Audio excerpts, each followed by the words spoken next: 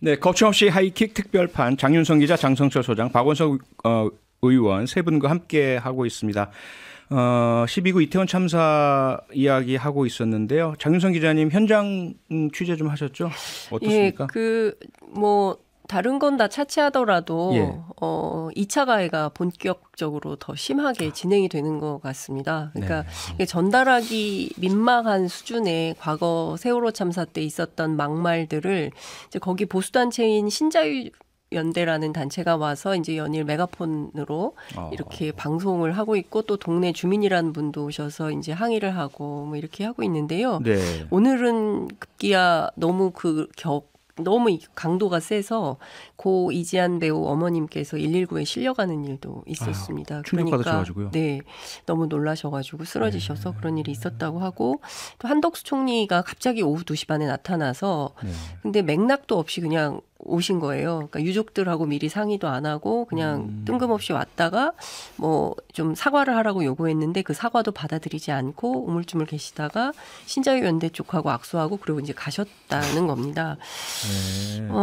그러니까 저는 그 아주 평범한 시민들을 이 정부가 자꾸 적으로 돌리고 있다. 저는 이게 굉장히 위험한 시그널이라고 생각합니다. 처음에는 야당만 그렇게 찍어서 반대자라고 지칭하는 줄 알았어요. 예. 근데 그 다음에는 문화방송을 향해서 또 이렇게 반대자로 하고 그리고 이제는 자식을 잃은 평범한 국민들마저도 등을 돌리면서 자꾸 적대적 관계, 끊임없는 대결 구도를 만든다는 것이 가장 심각한 문제라고 생각합니다. 어떻게든 포용적 태도로 국민들과 야당과 협치하면서 공동체를 좀 슬기롭게 이끌어가야 되는 그런 모습을 보이는 게 아니라 끊임없이 불법 저지른 자 누구, 노조, 민주당, 뭐 야당이겠죠. 그리고 또 일반 국민에 이르기까지 언론도 비판하는 언론에 대해서도 마찬가지죠. 이런 방식으로 하면 결국엔 굉장히 앙상한 정부가 되지 않을까. 저는 이 점이 굉장히 우려스럽습니다. 네. 국민의힘 여당 내부 상황으로 조금 돌아가 보도록 하겠습니다. 오늘 국민의힘 비대위가 당대표 선출 방식을 당원 투표 100%와 결선 투표제로 바꾸기로 의결했다고 합니다. 상임 정국이 또 정국이 등의 이제 그 승인 절차가 남아 있긴 하지만 여러 뭐 보도들을 보면 사실상 확정이다 이렇게 보는 분들이 많은 것 같은데요. 장성철 소장님 어떻게 보세요? 국민의힘이 이제 망조가 들린 거죠. 저는 망해가고 있다라고 볼 수밖에 없습니다. 당대표 등 지도부를 선출하는데 우리끼리 뽑겠어라고 자꾸 울타리를 치고 외연을 축소하잖아요. 예. 이런 정당 처음 봤어요. 당과 당 지도자들은 항상 국민 속으로 가겠습니다. 국민과 함께 하겠습니다. 이러잖아요. 그렇죠. 근데 이런 정당이 지금 집권당이 당원 속으로 가겠습니다. 당원과만 함께 하겠습니다. 지금 이런 식으로 얘기를 하고 있잖아요. 네. 결국에는 두 가지 이유 같아요. 유승민 당대표 만들 수 있는 가능성을 제로로 줄여버리겠다. 네. 윤석열 대통령이 생각하는 사람을 당대표로 만들겠다. 그러기 위해서 우리 당원 당규 룰을 개정하겠다. 이게 맞습니까? 이게. 네. 이렇게 퇴행적인 모습을 보이는 정당은 분명히 국민의 심판을 받을 수밖에 없어요. 대단히 부적절하고 잘못된 일이 국민의힘에서 벌어지고 있다라고 비판하지 않을 수 없습니다. 내부에서 지금 쓴소리들이 나오고 있는데요. 유승민 전 의원 같은 경우는 권력의 폭주다. 내부라고 생각 안 해요. 유승민 의원은. 안철수 의원은 내부라고 보지 않습니까? 그냥 잠깐 왔다 가는 분 뭐 이렇게 정말요? 그렇게 생각하시는 것 같더라고요. 어쨌든 안철수 의원은 골목대장 뽑나 이렇게 말씀을 하셨고요. 네. 윤상현 의원 같은 경우도 여기 시내관이잖아요, 나름. 예, 이렇게 속전속결로 밀어붙이냐라는 비판을 하셨는데 윤상현 의원은 내부인 아닙니까? 근데 윤상현 의원에 대해서도 대통령이 일설에 의하면은 언제부터 나한테 자꾸 형이라고 그랬어? 막 이렇게 왜 자꾸 나보고 형이라 그래? 네.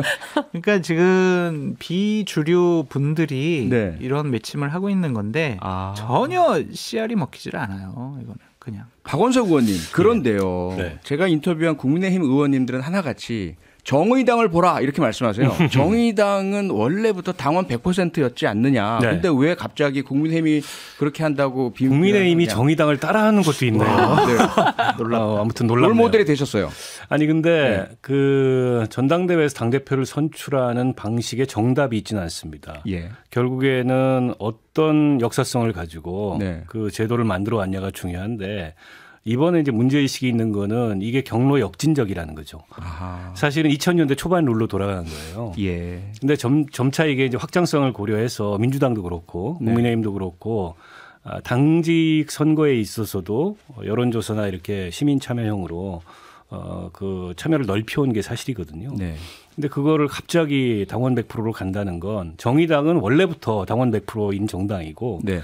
그리고 정의당의 그 당원들과 국민의힘의 당원들이 달라요. 일단 정의당의 당원은 국민의힘으로 따지면 전국 연쯤 그러니까 당에 대한 관심도나 참여도나 네. 때문에 이제 당원 직선제를 하는 거고 또 애초부터 그런 어떤 제도를 채택해서 거기서 벗어난 적이 없어요. 소수 정당이고요. 오히려 정의당도 공직 후보를 선출할 때는 네. 일부 외부에 개방하는 제도를 채택해서 이게 이제 경로로 보면 개방하는 게 사실은 일반적 경로인데 그걸 역진적으로 거꾸로 가서 당원 100%로 하겠다. 이거는 사실은 뭐 이런저런 그걸 합리화시키려는 논리를 국민의힘 의원들이 말씀을 하시지만 결과적으로 유승민은 어떤 경우에도 안 돼. 아예 이 룰에서 유승민을 제도적으로 배제할 거야. 이걸 노골화시킨 거나 다름없죠. 네. 장윤선 기자님. 솔직히 말하면 네. 좀 부끄럽지 않으세요? 저는 당원이 아니에요. 당원이 아니에요? 아, 당원이 아니구나. 당원이 아니라 하십니다. 예. 아니 왜냐하면 전반적인 추세가 오픈 프라이머리 국민 참여 경선으로 가자고 한 게 2000년대 초반이에요. 예. 민주당 같은 경우 그때부터 이 국민 참여 경선을 했었고 네. 그리고 실제로 당원 100%로 했었는데 국민의힘 같은 경우에는 전신 뭐 당명이 계속 바뀌었습니다만 그 실제 본선에서 성적이 매우 안 좋았어요. 그러니까 안 되겠다. 이런 선거로는 안 된다. 본선 경쟁력이 있는 방식으로 네. 경선 규칙을 바꿔야 된다. 이런 방식으로 많이 이제 선진화되어 온 거거든요. 그런데 이걸 다시 거꾸로 해서 옛날 방식으로 가겠다는 것은 네. 대단히 후진적이고 부끄럽고 그리고 우리는 당내 민주주의 같은 거는 상관없어요. 관심 없어요. 뭐 이런 식이고 이러다 보니까 지금 정치권 안에 들리는 얘기는 뭐 어쨌든 뭐 극우 또는 뭐 보수 기독교, 뭐 종교 집단 이런 데에서 몰표로 이렇게 막 그 당원 가입을 해서 석 달 정도 책임 당원 당비를 내고 책임 당원 자격을 가지고 몰표로 투표에 참여하겠다. 이런 얘기들까지 들리는 거거든요. 네. 그렇기 때문에 전반적으로 보면 민주주의를 퇴행시키고 있는 걸 하는데 전 더 큰 문제는 이렇게 소수의 목소리가 나오고 있는데 다수의 국민의힘 당원들이나 아니면 그리고 또 뭐 당직자들이나 국회의원들이나 이렇게 조용히 넘어간다는 것 자체가 저는 오히려 더 상당히 아이러니하다. 네. 그러니까 우리는 이런 정당이에요라고 스스로 고백하고 있는 게 아닌가. 네. 이런 정당을 다음 총선에서 국민들이 지지할까요? 저는 아니라고 생각합니다. 그런데요, 장 소장님. 네. 국민들이 이 지지할까라는 질문을 장윤성 기자께서 주셨는데 대통령 지지율은 계속 올라가고 있고요. 국민의힘 지지율도 결집하는 그렇고요. 거라니까요. 지지층이 결집하는 보수 거잖아요. 지지층이죠. 네. 극렬 지지층들 예.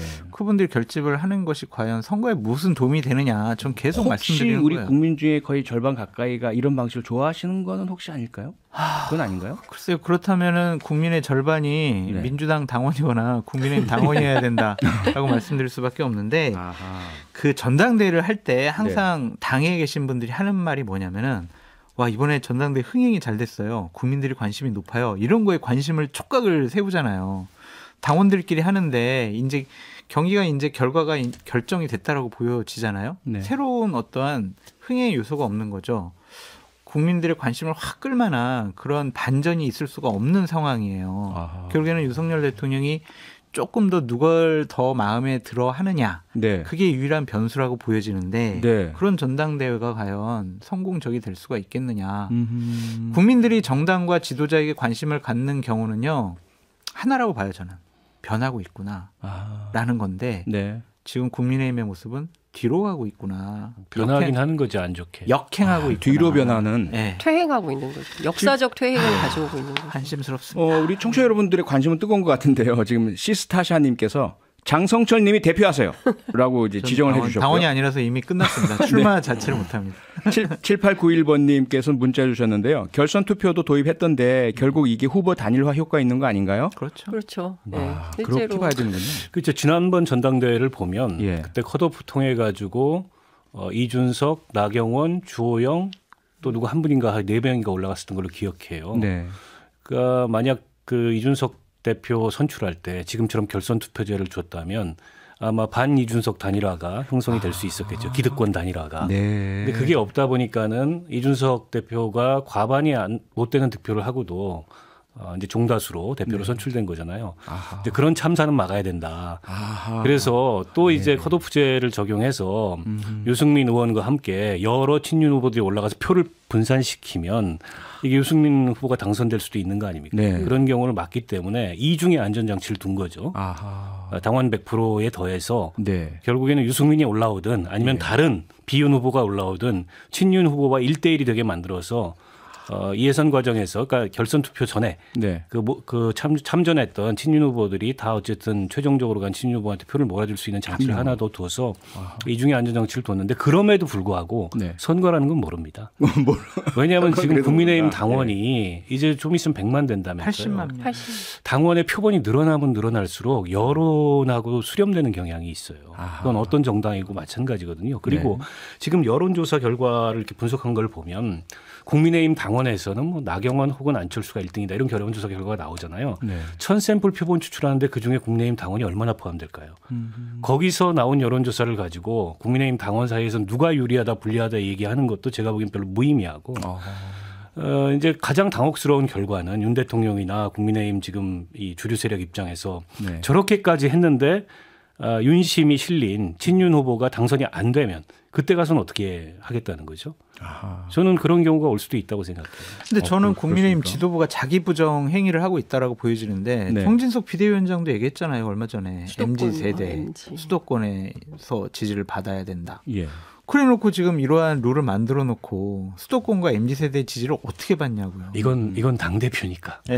공직 후보 선출이 아니고 총선 후보 선출이 차라리 이럴 거면 때 지명하는 게 나을 것 같아요. 그러니까 저는 그러니까 지명직. 왜냐하면 가짜로 민주주의를 하고 있다라는 형식만 갖춰놓고 있지 실제 내용은 민심보다 윤심이 앞서는 후보를 우리는 만들겠다는 거고 결국에는 지금으로도 부족해서 완전히 용산의 심부름꾼을 자처하는 그런 정당을 만들어버리겠다는 신호 아니냐. 근데 저는 이런 이를테면 대통령실의 뭐 직간접적인 요구에 대해서 순응하고 있는 소위 수도권에 있는 그 당협위원장들이라고 해야 될까요? 이런 분들이 조금 나서야 되는 거 아닌가라는 생각이 좀 듭니다. 자기의 정치적 이해 요구를 위해서도 말이죠. 그런데 이제 가만히 있는 게 저는 좀 이해가 안 되는 거고 결과적으로 친윤, 비윤, 반윤 뭐 3자 구도 비슷하게 가려고 했는데 친윤 후보 단일화가 안 된 거잖아요. 실패한 거고 결국엔 다 나오겠다라고 하니까 다 같이 출마해서 막판에 결선 투표를 붙여서 친윤 후보 한 명을 단일화해서 이기겠다는 전략을 쓰는 건데 국민 누가 보더라도 다 아는 뻔한 전략을 쓰고 있으면서 마치 아닌 것처럼 하느니 차라리 그냥 지명하는 게 낫겠다 깨끗하게 이런 생각이 좀 들기도 합니다. 네. 자 그러면요. 사실상 뭐 저도 그렇고 많은 청취자 여러분들께서 뭐 친윤 후보 하는데 누가 친윤이고 누가 비윤이고 아무튼 이제 3분 해주셨어요. 장윤성 기자님께서요. 그러면 소위 친윤 후보들은 어떤 분이라서 어떻게 단일화가 돼서 가장 강력한 예상되는 분은 어떤 분이다라고 장 기자님 보세요? 뭐 지금 뭐 친윤이라고 할 수 있는 대표적인 분은 김기현 의원이 있고요. 그다음에 뭐 나경원 의원도 있고요. 그다음에 누굽니까 권성동 의원 있고요. 그다음에 이제 윤상현 의원 뭐 이렇게 4명 윤상현 후보가 비윤이라면서요? 비윤은 아니죠. 비주류 친윤. 친윤. 신핵관. 이렇게 신핵관. 분류가 그러니까 네 분이 친윤이다. 근데 이제 윤상현 의원은 들리는 말로는 막판 가면 최고위원으로 갈아탈 수 있다라는 얘기를 어떻게든 지도부에 들어가는 게 중요하기 때문에 최고위원으로 갈아탈 가능성이 매우 높다. 그럼 이렇게 3분인데 제가 취재한 바로는 나경원 의원의 경우에는 좀 세모 로 평가가 좀 되더라고요. 뭐 서울시장 준비한다는 얘기도 있고 등등등등. 네. 뭐 출마하신다는 얘기도 있고 뭐 그런데 아직 모르겠어요. 근데 김기현 의원은 확실하게 무조건 출마한다 이런 입장을 세우고 있고 권성동 의원도 굽히지 않고 있다는 거잖아요. 그리고 네. 이미 출마 선언을 했기 때문에 결과적으로는 김장연대냐 돌돌권이냐 저는 이제 둘 중에 한 분이 단일화되지 않겠냐. 근데 국민의힘 내부 취재를 좀 해보면 김기현 의원으로 단일화될 가능성이 높다 이런 전망이 나오기도 합니다. 아, 그거는 국민의힘 내 여론 말씀이십니까? 윤심 말씀이십니까? 국민의힘 여론이 아니죠. 그러니까 윤심이 그렇죠. 김기현 쪽으로 예, 가고 있다. 예, 그러니까 소위 친윤계, 네. 친윤계 내부의 흐름이 그렇다고 볼 수 있죠. 근데 이제 선거는 하나가 인지도가 굉장히 중요하고 예. 또 한 가지는 선거 이슈 구도잖아요. 네. 근데 이른바 이제 친윤을 포방하는 친윤이라기보다는 극윤에 가까운 뭐 권성동, 김기현 이런 분들은 인지도 면에서 지금 여론조사 결과를 보시면 아시겠지만 보수 정당 지지층 사이에서도 지지율이나 선호도가 굉장히 떨어져요. 낮게 나오죠. 근데 이게 아무리 룰을 이렇게 바꾸고 저렇게 바꾸고 대통령실의 의중을 거기다 실어준다 한들 과연 그 갭을 네. 극복할 수 있을까? 이게 하나 이제 고민일 거고 하나는 사실은 유승민 의원 입장에서는 애매하게 9대1 이렇게 하느니 차라리 10대 빵이 된 게 더 잘 됐어요. 오히려. 네, 7대3에서 나가서 지면은 그 후를 보장할 수가 없는데 네. 지금은 노골적으로 유승민 배제 구도가 배제 룰이 확실한데 예. 이 구도에 나가가지고 저는 설사 이제 지더라도 만약 결선에 간다. 그럼 저도 진 게 아니에요. 네. 저는 유승민 의원 입장에서는 뭐 구도상 그렇게 나쁠 게 없다고 보고 진 거는 결국엔 진 거지. 유승민이 아니냐의 선거가 되면 가만히 앉아서 그건 이 자기 중심의 구도를 짜는 거지 않습니까? 네. 그래서 제가 보기에는 유승민 의원 출마할 거라고 보고요. 네. 출마해서 결과가 어떻게 나오든 저는 그 유승민 의원의 정치적 앞날에 그다지 그렇게 이게 해가 될 게 없다. 아. 대통령실이 저렇게 나오면 오히려 네. 유승민 도와주고 있는 측면이 있다고 봅니다. 그렇군요. 지금 어쨌든 상황을 보면 다 나예요 병이 걸려 있고 나예요. 네, 제가 윤심을 받고 있는 나예요. 그래서 나예요 병이 걸려 있고 일단은 서류 전형에 통과한 후보들도 있고 면접까지 본 후보들도 있고 네. 우리가 주목해야 될 후보는 이제 낙하산 후보가 가장 주목이 된다. 가능성이 있죠. 지금 장관 중에 누굴 말씀하시는 뭐 겁니까? 그럴 수가 있죠. 네. 그러니까 그런 것들을 전반적으로 봐야지 현재 나와 있는 후보군에서만 윤심이 실린 후보가 나올 것이다. 라고 우리가 추측하는 것은 좀 무리가 있어 보입니다. 네, 지금 3272번님께서 문자로 중요한 질문을 주셨는데요. 전 요즘 뉴스 볼 때마다 헷갈려요. 윤석열 대통령이 지금 국민의힘을 확실히 장악하고 있어서 다들 윤심만 보는 건지 아니면 반대로 아직 확실히 장악을 못해서 장악을 하려고 윤심 하는 건지 둘 중에 어떤 겁니까? 장악을 하고 있는데 예. 완전히 더 장악하려고. 장악을 하려고 하는 거죠. 더 장악을 하려고. 완전히 장악하려고. 완벽하게. 왜 완전히 장악하려고 그러냐? 네. 총선 공천을 윤석열 대통령이 본인의 뜻과 의지와 신념대로 거기에 맞는 사람들을 공천을 하겠다라는 생각이 좀 강한 것 같아요. 그러니까 정치판을 좀 바꾸자라는 생각이죠. 저는 그냥 장악해서 내 말 잘 듣는 사람 공천을 하겠어라고 표현을 하지만 어쨌든 정치의 새로운 사람들을 네. 공천을 해서 정치판을 좀 바꿔야 되겠다라는 생각도 있는 것이기 때문에 본인이 원하는 공천을 하기 위해서는 더 확실히 장악을 해야죠. 근데 그건 정치라고 보기 굉장히 어려운 겁니다. 네. 예, 그리고 설령 그렇게 원한다고 해도 예. 그렇게 되지도 않습니다. 안 될까요? 그러니까 예, 민주주의라는 게 속성이 있기 때문에 대통령이 막 이렇게 노골적으로 하면 오히려 반발심이 더 커지거든요. 박근혜 전 대통령 때도 마찬가지였잖아요. 유사한 거 아닙니까? 서청원 의원 그렇게 하려고 했는데 결국엔 김무성 대표가 되지 않았습니까? 그때는 보좌관이 훌륭해서 선거를 이긴 여기 거예요. 계시는 이 장성철 보좌관께서 보좌관이 너무 훌륭해서. 훌륭하셔가지고 네. 부판을 만들었을 수도 있는데 네. 그럼 그 지금 훌륭한 보좌관이 없다는 얘기요?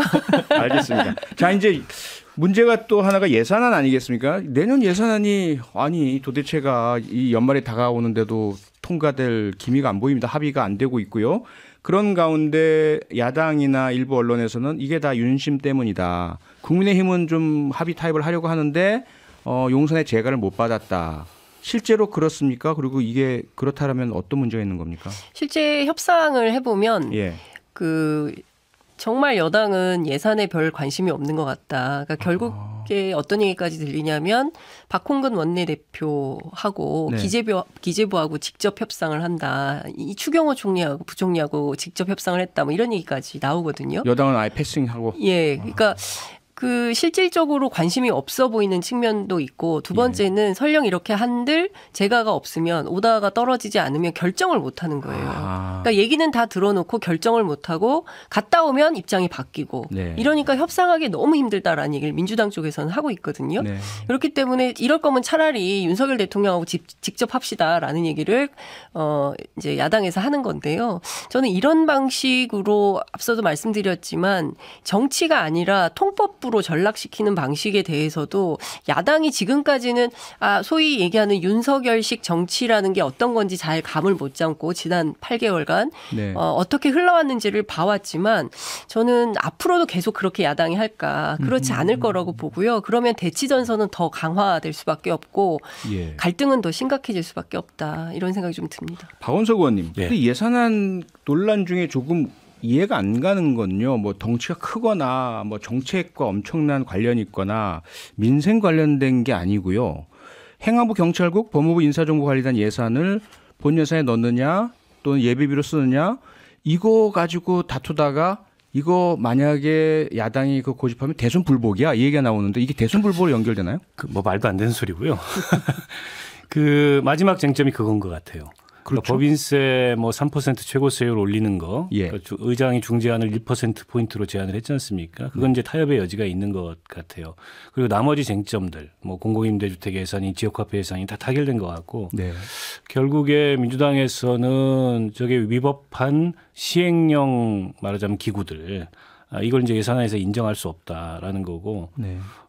대통령실은 뭐 자존심 차원에서라도 그리고 야당이 끊임없는 발목 잡기를 할 거기 때문에 이건 무조건 통과시켜야 된다. 이게 이제 맞서는 쟁점인 것 같은데 네. 불과 금액이 한 9억 원 안팎이래요. 그 예산이. 그러니까요. 인건비하고 기본 운영비밖에 안 돼요. 근데 네. 9억 원 때문에 이게 639조 예산 발목이 잡혀 있다는 게 뭐 저는 야당은 그럴 수도 있다고 보는데 예. 여당이 그거에 느긋한 거 잘 이해가 안 됩니다. 그러니까 예산안이 이렇게 마지막까지 통과가 안 되고 진통을 겪으면 네. 사실은 좀 그 급한 거는 여당인데 그렇죠. 오히려 여당이 안 하려면 하지 마라 뭐 이런 태도를 보이고 있고 네. 급기야 이제 야당에서 오늘 넘기면 안 된다 이제 의장 중재안이든 민주당 수정안이든 뭐든 통과시키자. 오늘 이제 박홍근 원내대표가 협상에 안 갔습니다. 네. 지금 협상해 봐야 이게 대통령실하고 직접 협상하는 게 아닌 이상 별 의미가 없는 협상이 되기 때문에 저는 물론 이제 12월 30일 전에만 예산안이 통과되면 새해 예산안 운영하는데 차질은 없어요. 그러나 어쨌든 법정 기한도 지났고 정기국회도 끝났고 의장이 권고한 데드라인도 지났고 예. 그럼에도 불구하고 여전히 같은 자리를 공전하고 있다는 거는 여당으로서 이제 뭐랄까요? 나라 살림에 대한 책임감 이런 차원이 좀 문제가 있다 보고 여당의 자존심, 대통령의 자존심 이걸 세울 때가 아니고 당연히 야당은 문제 제기하고 비판하고 반대하는 존재입니다. 그걸 끌어안고 하는 게 국정운영이에요. 네. 근데 뭐든지 내가 뭐가 됐든 내가 원하는 대로 하겠다. 게다가 소수 여당이면서 그게 어떻게 가능하겠습니까? 근데 이로 인해서 결국 지금 이태원 참사 국정조사가 차질을 빚고 있잖아요. 저는 네. 이런 생각도 합니다. 일부러 시간 끄는 거 아닌가 여당에서. 네. 왜냐하면 이 국정조사 데드라인이 다가오잖아요. 네. 그런 생각마저 들어요. 장 소장님 짧게 민주당의 박지원 전 국정원장 복당 평가해 주시죠. 아니 저랑 장윤성 기자님은 자주 나오니까요. 박원석 의원님 얘기 좀 들어보시죠. 뭐 이렇게. 박 의원님. 오늘 아침에 오늘 방송 갔다 뵀는데요. 네. 얼굴이 굉장히 좋으시더라고요. 아 그렇습니까? 좋아하세요? 네, 네. 민주당 입장에서는 빅마우스 한 명이 생긴 거 아닙니까? 네. 가뜩이나 요즘에 그 이재명 대표 이 지원 사격 엄호에 당원이 아님에도 불구하고 두 팔 걷어붙이고 나서고 있는데 네.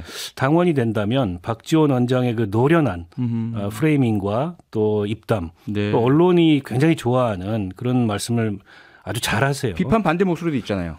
있죠. 네. 뭐 정청래 의원이 힘자랑 한번 한 건데 나한테 전화해 이런 얘기 한번 한 거잖아요. 그것도 네. 박지원 원장은 수그릴 때 수그려요. 전화했어요 정청래 의원한테. 너무 야단 반대하지 쳤다는데. 말라고. 네. 그래서 통과된 게 아닌가 싶습니다. 알겠습니다. 거침없이 하이킥 특별한 프로그램 오늘 운영해봤는데요. 지금까지 장성철 소장, 장윤성 기자, 박원석 의원 세 분과 함께했습니다. 세 분 수고하셨습니다. 감사합니다.